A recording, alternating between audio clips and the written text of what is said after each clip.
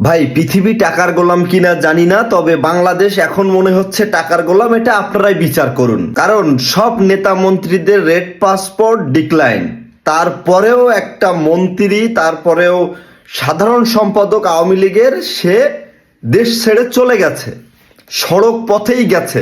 এটা কেমনে সম্ভব? কেমনে সম্ভব? কারণ তাদের দল অলরেডি চলে গেছে, এত কিছু হচ্ছে, মানুষ মারা যাচ্ছে, কিন্তু সাধারণ সম্পাদক ঠিক সড়ক পথে দেশ ত্যাগ করতেছে। অন্য দেশে ঢোকার জন্য অবশ্যই তার পাসপোর্ট দরকার। সে পাসপোর্টটা কেমনে আসলো? আমরা জানি পাসপোর্ট সব ডিক্লাইন, সব নেতা মন্ত্রীদের।